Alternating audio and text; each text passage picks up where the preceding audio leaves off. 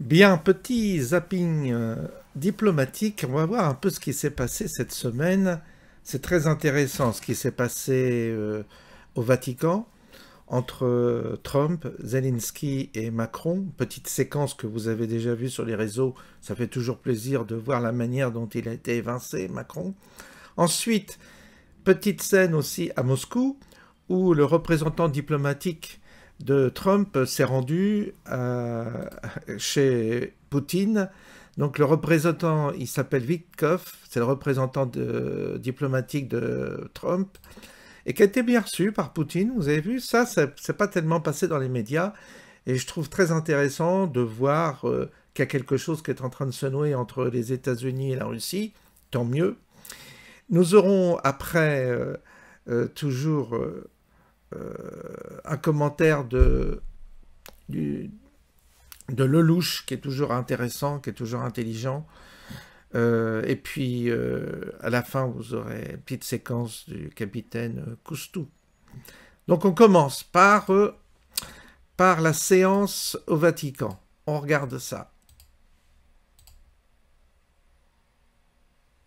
Vous voyez, c'est... Il y a Macron qui s'avance vers Zelensky.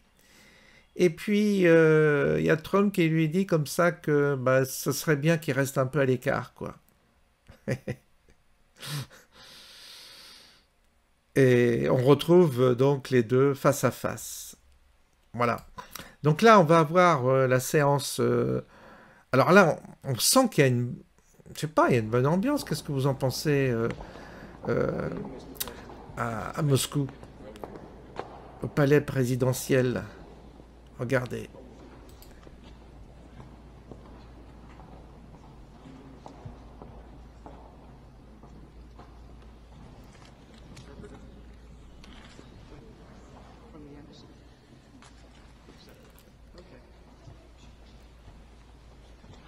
Et là, vous voyez, il n'a pas été reçu comme...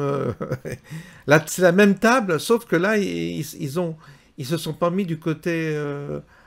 aux extrémités, disons. Là, Macron continue à... Alors là, on va avoir vendre l'idée. Lelouch. Macron continue à vendre l'idée qu'il est à la table de négociation. Et donc, on a vu ces images montrent qu'il force le passage et qu'il s'impose.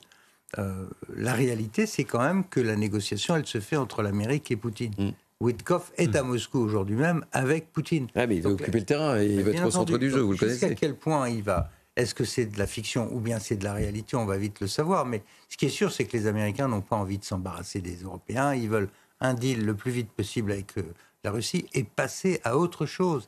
C'est ça le plan de Trump. C'est pas de s'occuper de la suite. La suite, c'est l'affaire des Européens. La reconstruction de l'Ukraine, etc.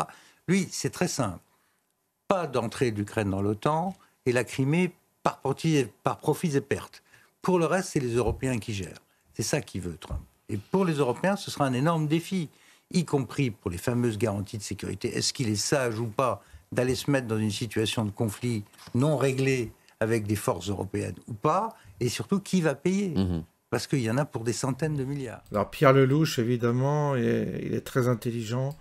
Pareil, fait partie de ces hommes politiques qui sont bien, quoi, qui ont un bon raisonnement. Et malheureusement, ces gens-là n'ont pas le pouvoir. Bon, puis Coustou.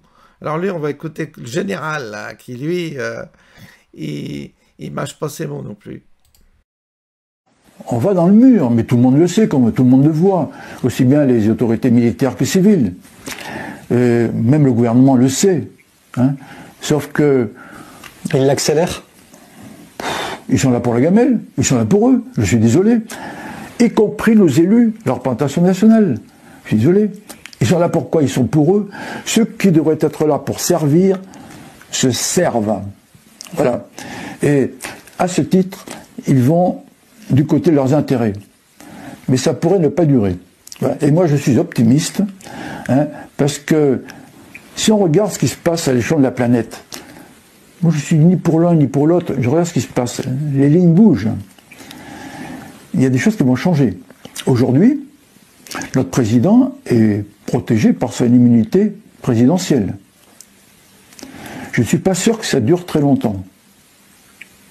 Je ne peux pas vous en dire plus aujourd'hui, mais... Voilà, il n'en dit pas plus, mais il n'en pense pas moins. Ce qui veut dire qu'effectivement, c'est moins qu'on puisse dire que les lignes bougent. Donc, nous sommes totalement à la ramasse, nous les Français, mais c'est pas grave, ça fait partie de notre destin, nous, Français, d'être des vrais cons, pour l'instant. En attendant qu'on se réveille un peu, mais pour l'instant, on est dirigé par des connards, et on a aussi une bonne bande de connards dans la population qui font confiance à ces gens-là, ils n'ont pas compris. Mais le monde change autour, le monde est en train de changer, la planète change, et ce qui veut dire qu'un tôt ou tard, on sera bien obligé de prendre en considération tous ces changements qui vont s'imposer à nous. D'une manière douce ou brutale, nous verrons bien. Sur ce, je vous souhaite un bon dimanche et je vous dis à bientôt.